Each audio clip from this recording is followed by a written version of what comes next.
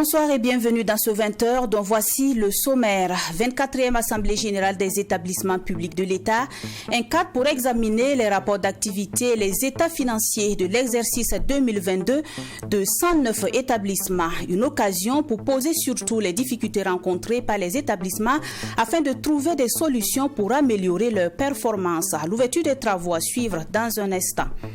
Le gouvernement burkinabé a résilié la convention de concession de l'aéroport international de Donsin, une décision prise en Conseil des ministres qui fait suite à des manquements constatés au sein de la convention. Plusieurs autres clauses de cette convention sont contraires aux dispositions réglementaires de l'aviation civile au plan national et international. On fait le point dans quelques minutes. Et puis la CEDEAO plaide en faveur de la diplomatie et de la négociation au Niger. Cependant, elle n'exclut pas l'intervention militaire pour restaurer l'ordre constitutionnel normal. L'organisation a ordonné le déploiement de sa force en attente ce jeudi. Direction tout de suite la salle de conférence de Ouagadougou où s'est tenue ce jeudi la 24e Assemblée générale des établissements publics de l'État. Il était question d'examiner les rapports de gestion des conseils d'administration et les états financiers exercice 2022 de 109 établissements publics de l'État. Outre cela, il est attendu de cette Assemblée générale des recommandations en vue d'améliorer la performance des EPE. C'est le Premier ministre Maître Apollinaire Kilem de Tambela qui a présidé l'ouverture des travaux. Le compte rendu est signé Maxime Jean de Bambara. Ce sont plus d'une centaine de rapports de gestion des conseils d'administration et les états financiers exercice 2022 des établissements publics de l'État qui vont être examinés à cette 24e Assemblée générale des EPE. Ce rendez-vous annuel se veut une opportunité offerte aux responsables des établissements publics pour rendre compte de leur gestion à l'État. Ces participants vont donc échanger sur les difficultés d'ordre stratégique et organisationnel qui affectent les performances des établissements publics de l'État et partager des bonnes pratiques à promouvoir. Comme je vous l'ai dit, les établissements publics de l'État n'ont pas vocation donc à réaliser des bénéfices forcément. Mais il y a quand même des seuils à examiner en termes d'autofinancement. On peut dire que globalement, les seuils sont respectés. Il y a quand même des établissements publics où les seuils ne sont pas respectés, mais nous allons formuler des recommandations pour les amener à améliorer.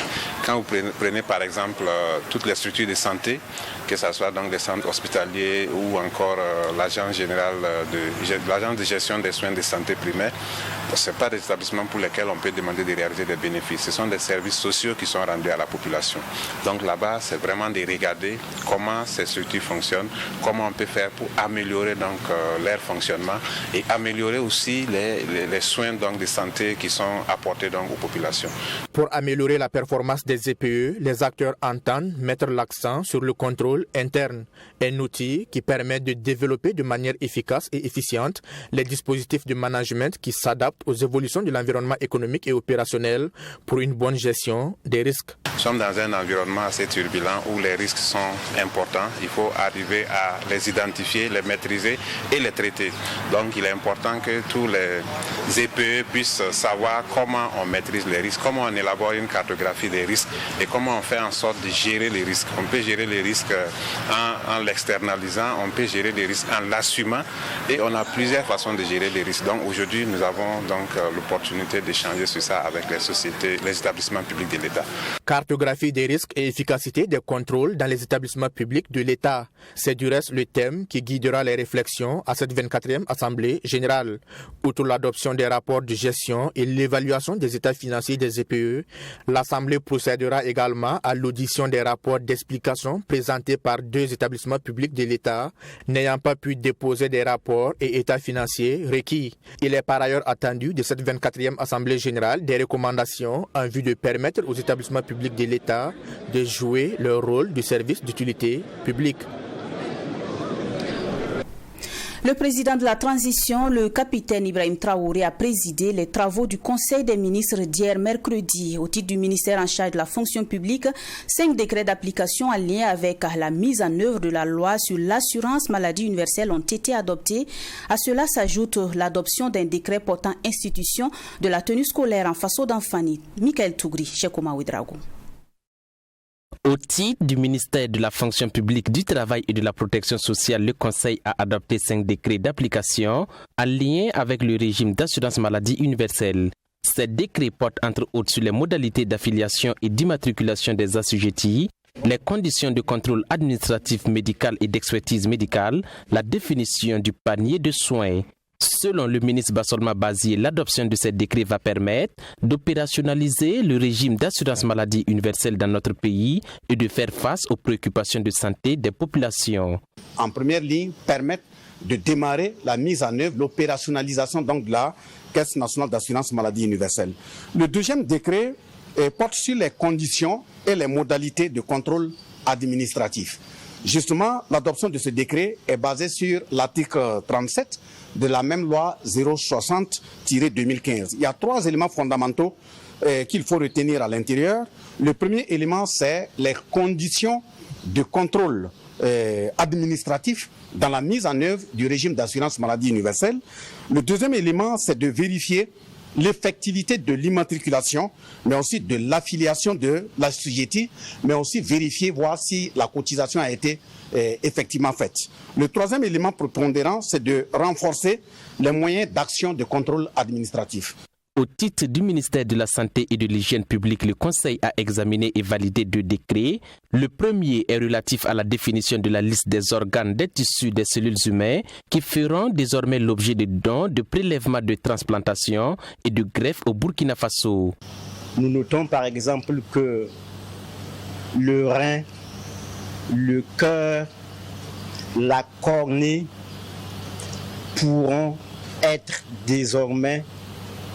faire l'objet désormais de dons, de greffes, de transplantation dans notre pays. Le second décret est relatif à la mise en place d'un comité national de contrôle et d'éthique dans le cadre de la transplantation et des greffes d'organes de tissus humains au Burkina Faso. Pour le compte du ministère de l'Éducation nationale, de l'alphabétisation et de la promotion des langues nationales, le Conseil a adopté un décret portant institution de la tenue scolaire en Faso d'Anfani. La mise en œuvre de cette mesure, selon le ministre Joseph-André Ouedraogo, se fera de manière progressive, flexible et non contraignante sur une période de 4 années scolaires. La phase pilote débutera à la rentrée scolaire 2023-2024 avec les élèves du post-primaire et du secondaire, tant du public que du privé des communes urbaines de Ouagadougou, de Bobo-Dioulasso, de Koudougou et de la commune rurale de Sabou. Et la liberté sera donnée aux établissements de choisir le pays qu'ils désirent pourvu qu'il soit en Faso d'Anfani. Aucun apprenant ne sera exclu de l'école du fait de non-respect de la mesure du port du Faso d'Anfani, a rassuré le ministre. À cette étape, le port du Faso d'Anfani est institué tous les lundis, jour de montée des couleurs, et le choix des motifs et des couleurs laissés au chef d'établissement. Le Conseil des ministres d'hier a également approuvé la demande de résiliation de la convention de concession de l'aéroport international de Danshin. Une résiliation qui fait suite à des manquements constatés au sein de la convention. Plusieurs clauses de cette convention sont contraires aux dispositions réglementaires de l'aviation civile au plan national et international. On écoute à ce propos les explications du ministre chargé des Transports. Nous pouvons citer entre autres que pour avoir apporté un peu moins de 30% en financement pour les travaux, il est prévu comme disposition dans la convention que le partenaire privé devrait exploiter l'infrastructure pendant 30 ans avant de la remettre à l'État. Nous pensons que c'est inacceptable. Pour 144 milliards de mobilisation, je pense que c'est des fonds qui sont possibles, qui sont mobilisables, même au plan national ou alors avec d'autres partenaires, de sorte à ce que l'exploitation de l'aéroport incombe à l'État. Le deuxième grief qui est retenu contre la Convention, c'est le régime fiscal. Dans la réflexion, nous avons associé les spécialistes en la matière qui ont relevé des insuffisances au niveau du régime fiscal également. Il faut noter aussi qu'il y a beaucoup d'autres clauses qui sont prévues dans cette convention et qui sont contraires à des dispositions réglementaires aussi bien au plan national qu'international en matière d'aviation civile. Le modèle financier dans la Convention ne garantit pas non plus la pérennité des structures régaliennes de l'aviation civile, que sont l'Agence nationale de l'aviation civile et l'Agence nationale de la météorologie. Au moment où nous passons cette information pour la décision qui a été prise, nous voudrions rassurer l'ensemble de l'opinion nationale que le gouvernement dispose actuellement d'alternatives crédibles avec d'autres partenaires pour pouvoir trouver un modèle de financement qui préserve les intérêts de l'État. Alors, la résiliation de cette convention ouvre toutes les portes à des échanges avec ces partenaires et nous puissions vous rassurer que dans les jours à venir, nous allons engager ces échanges-là à l'effet de pouvoir relancer les travaux de l'aéroport de Doncin dans des conditions qui lui garantissent la pérennité et le développement du Burkina Faso, objectifs pour lesquels l'infrastructure a été conçue. En effet, l'État burkinabé poursuit la mobilisation des ressources pour la construction de l'aéroport international de Doncin. Les députés ont donné quitus ce jeudi pour le financement complémentaire du chantier. C'est la Banque ouest-africaine de développement qui va financer le projet à hauteur de 16 milliards de francs CFA. En plus de ce projet de loi, la représentation nationale a adopté 5 autres projets de loi portant ratification d'accords de financement de plusieurs projets de développement. Le point de tout cela avec Anna Gambiri, Abdoulaye Migne. Le premier dossier sur la table de l'Assemblée législative de transition concerne le projet de construction de l'aéroport international de Ouagadougou-Doncin. Face aux députés, le ministre en charge des Transports a expliqué que pour ce qui concerne la partie de l'infrastructure qui doit être réalisée par l'État, l'on note un taux de réalisation de 65%. Les députés ont donc voté à l'unanimité le projet de loi portant ratification d'un accord de financement avec la Banque ouest-africaine de développement pour la poursuite des travaux. Dans le processus de réalisation de l'aéroport de Doncin, il est prévu une partie en maîtrise d'ouvrage public et c'est ça que l'État, avec ses partenaires financiers, a mobilisé les moyens pour construire. C'est ce qui se passe actuellement comme travaux sur le terrain pour ceux qui ont pu visiter l'aéroport. Dans la conception du projet, il est prévu 3 itinéraires d'accès. Les bretelles qui sont déjà réalisées dans le style que nous les voyons. Et il y a ce qu'on appelle la voie principale d'accès. Ça, c'est tout un projet. Au titre du ministère en charge de l'agriculture, l'Assemblée législative de transition a également adopté à l'unanimité le projet de loi portant ratification d'un accord de crédit et de dons avec l'Association internationale de développement IDA d'un montant de 62 milliards de francs CFA. Un accord qui permettra de renforcer la résilience du système alimentaire, explique le ministre délégué chargé des ressources animales, Amadou Diko. Au Burkina Faso, ce projet vise à préparer le pays à l'insécurité alimentaire et à renforcer la résilience des acteurs. C'est un projet d'une durée de 5 ans. Sur le terrain, concrètement, nous allons mettre en œuvre des systèmes intelligents d'irrigation et également, il s'agirait d'utiliser des engrais et des semences qui sont adaptées au changement climatique. Pour le compte du ministère en charge de l'environnement, ces 2 projets de loi portant ratification qui ont été adoptés par les députés. Le premier concerne le financement des travaux du bassin du Niger et le second sur la gestion des paysages communaux. Le programme PIDAC dans le bassin du Niger qui va permettre de réhabiliter les ouvrages hydrauliques, de contribuer également à mettre à la disposition des populations des moyens d'existence au niveau de 67 communes. Là, il faut noter que ce projet va intervenir concomitamment dans les 9 pays du bassin du Niger pour permettre à terme de mieux protéger notre bassin. Le deuxième dossier porte sur le projet de gestion des paysages communaux. Nous avons déjà identifié 30 communes pour lesquelles nous avons élaboré des conventions qui vont être mises en œuvre. Là, il y aura des espaces de conservation des ressources naturelles qui seront regardés. Il y aura des renforcements des capacités pour qu'à terme, nos espaces de conservation soient bien conservés pour permettre à la population d'avoir des sources de revenus par leur exploitation. 2 autres projets de loi ont été adoptés. L'un concerne le financement additionnel de 36 milliards de francs CFA de la réponse au Covid-19. Le ministre en charge de la Santé a déclaré qu'une bonne partie de ces financements sera réorientée au programme élargi de vaccination. Le dernier projet de loi concerne le ministère de l'Énergie. C'est un projet de renforcement de l'accès à l'électricité dans 19 provinces du Burkina Faso au profit de 74 000 ménages. Les acteurs des ministères en charge du travail et de l'administration territoriale, de l'économie, de la communication, des affaires étrangères et partenaires techniques et financiers se sont réunis ce jeudi à Ouagadougou pour dresser un bilan mi-parcours du cadre sectoriel de dialogue aux gouvernances administratives et locales. Du bilan, il ressort que la moitié des projets sur 79 projets a été réalisé. Un bilan jugé satisfaisant pour les acteurs. Les projets de rapport de performance et celui du plan d'action sectoriel de la transition ont aussi été examinés et validés au cours des travaux. Le point avec Mamidriana Kamabou. Sur les 79 produits programmés, seulement 8 ont été entièrement réalisés.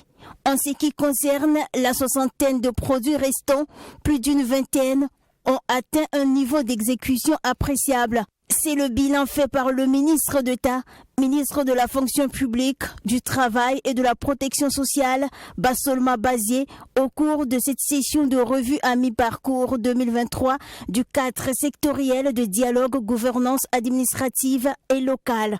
Pour le secrétaire permanent de la modernisation de l'administration et de la bonne gouvernance, Sidi Bari, le bilan à mi-parcours est appréciable au regard des résultats. Au niveau de la gestion efficace des ressources humaines, par exemple, il y a eu des avancées pour la finalisation, par exemple, des actes de carrière des agents publics. Il y a eu aussi l'organisation des commissions mixtes de coopération. Il a été défini la politique extérieure du Burkina Faso avec la mise en place d'un organe de suivi de la transition en collaboration avec la CEDEAO. Il y a eu l'organisation de conférences publiques sur l'extrémisme violent.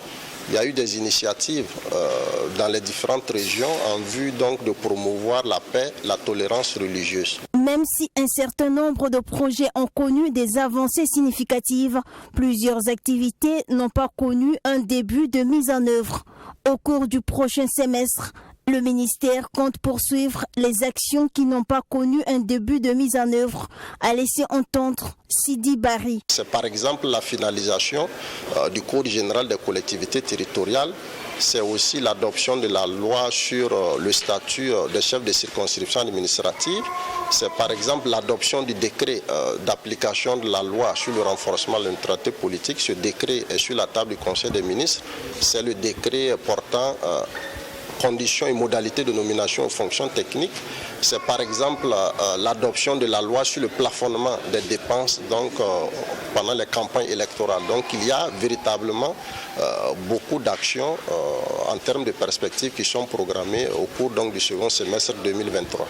L'ensemble des partenaires techniques et financiers par la voix de Dieudonné Kini a salué les efforts du gouvernement pour les progrès réalisés au premier semestre 2023 dans la mise en œuvre de la politique nationale de développement. Ce que nous avons noté, c'est qu'il y a un parcours, des résultats assez intéressants qui ont pu être atteints en termes de réformes sur le plan politique, sur le plan administratif, qui posent des bases, qui permettent donc d'augurer des lendemains meilleurs.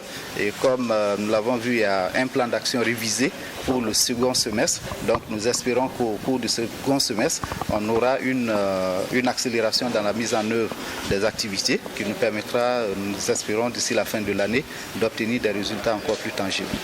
Le cadre sectoriel de dialogue gouvernance administrative et locale est chargé de suivi et de la capitalisation des actions de mise en œuvre du PNDS 2 et du plan d'action sectoriel pour la stabilité et le développement. La revue a regroupé des représentants des ministères et institutions, des collectivités territoriales, des partenaires techniques et financiers, de la société civile, des partenaires sociaux et du secteur privé. La Fondation Orange, à travers Orange Digital Center, a renforcé les capacités de 28 jeunes en réparation de téléphones portables. Un mois durant, ces jeunes qui tâtonnaient jusque-là ont appris, avec des formateurs venus du Maroc, à mieux connaître les cartes électroniques et leurs composantes, des pannes que l'on retrouve généralement sur les téléphones portables et les tablettes. Ces désormais réparateurs professionnels de téléphones portables ont reçu leurs attestations de fin de formation en présence du ministre de la Jeunesse et de l'Emploi. Le compte-rendu est signé Alexis Wenkouni Belemnaba. Au nombre de 28, ces jeunes sont issus de la première cohorte de formation en réparation de téléphones et de tablettes, formés par des Marocains. Cette formation comporte des aspects techniques, technologiques et entrepreneuriales qui permettra à ces récipiendaires non seulement de démarrer une nouvelle carrière dans le domaine professionnel, mais aussi d'être des moteurs de développement de l'économie burkinabé. En fin de formation, ils reçoivent leurs attestations de succès. Et ils ont un peu élargi le champ. Le champ, ça veut dire qu'on a quitté du domaine de téléphonie, on a un peu brossé au niveau des ordinateurs, puisque c'est les mêmes composants qui s'y trouvent. Les ordinateurs, comment réparer les ordinateurs, quels sont les différents pannes et ainsi de suite. L'objectif premier, c'est de créer une entreprise, pouvoir embaucher les jeunes comme nous pour qu'ils puissent être, dans le domaine encore. Cette formation est à l'actif d'Orange Digital Center, un centre d'innovation chargé de former et d'accompagner les jeunes dans les métiers du digital et de renforcer leur employabilité, soit au sein des entreprises, soit par auto-emploi. Cette structure accompagne aussi les jeunes porteurs d'idées pour qu'ils puissent réussir leurs projets. Et cette initiative d'Orange Digital Center s'inscrit dans cette dynamique. Au Burkina, il y a beaucoup de téléphones portables et quand il faut bien des gens pour faire la maintenance de tous ces appareils-là. Et c'est pour cela que nous avons cru qu'en formant des maintenanciers pour pouvoir porter assistance aux gens qui ont besoin avec leur téléphone portable, les jeunes peuvent avoir du métier, exercer du métier et puis leur tirer leur épingle du jeu. Donc c'est pour renforcer vraiment leur employabilité avec des métiers. Renforcer l'employabilité des jeunes avec des métiers, certes, mais ils ont besoin d'accompagnement pour réussir leurs différents projets. Raison pour laquelle des doléances ont été adressées au chef du département de la jeunesse et de l'emploi, Boubacar Savadego, qui a promis étudier les différentes requêtes. Le fonds d'appui à la promotion de l'entreprise, de l'emploi, le fonds d'appui aux initiatives des jeunes, le fonds d'appui au secteur informel et aussi l'Agence nationale pour l'emploi, l'ANPE, qui puissent les recevoir en groupe et aussi individuellement pour étudier leurs projets d'installation, pour voir si ces projets sont viables et comment est-ce qu'on peut les corriger. Il ne faut pas qu'ils se mettent seulement en tête qu'on a fait un mois de formation, on va s'installer dans sa petite boutique. Ce n'est pas ça l'objectif recherché. Nos structures vont les accompagner pour amorcer. Il faut qu'ils se disent qu'aujourd'hui, l'avenir, aujourd'hui et demain, l'avenir c'est le digital. Et donc ils doivent être les précurseurs, ils doivent mailler l'ensemble de la ville de Ouagadougou et des autres villes. Sur 400 postulants, 28 ont été retenus pour cette formation en fonction de la disponibilité. Ces récipiendaires seront placés en stage professionnel dans les entreprises pour davantage renforcer leur compétitivité sur le marché, selon la responsable d'Orange Digital Center. Actualité hors de chez nous, la CEDEAO plaide pour des pourparlers au Niger mais n'exclut pas l'intervention militaire. Réunis ce jeudi à Abuja, les chefs d'État de la CEDEAO ont ordonné l'activation de la force en attente pour restaurer l'ordre constitutionnel au Niger. De leur côté, les nouvelles autorités ont procédé ce mercredi à l'instauration d'un nouveau gouvernement. Suivant. Nouvelle réunion ce jeudi pour les dirigeants des pays d'Afrique de l'Ouest opposés au coup d'État au Niger. Lors de ce sommet crucial à Abuja, la CEDEAO reprend les discussions après l'expiration d'un ultimatum de 7 jours lancé aux militaires pour rétablir le président Mohamed Bazoum dans ses fonctions. Ultimatum qui n'a rien donné, aucune intervention militaire n'a jusque-là été décidée. Nous sommes réunis aujourd'hui avec un sentiment marqué par l'urgence et par une détermination ferme, s'appuyant sur l'engagement pris lors de notre premier sommet extraordinaire.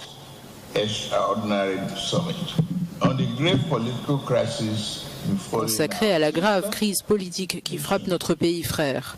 Lors de cette première réunion, nous avions exprimé notre solidarité avec le peuple nigérien et son président démocratiquement élu, son Excellence Mohamed Bazoum, en condamnant la prise de pouvoir par les militaires et la détention injuste de son président démocratiquement élu et d'autres responsables.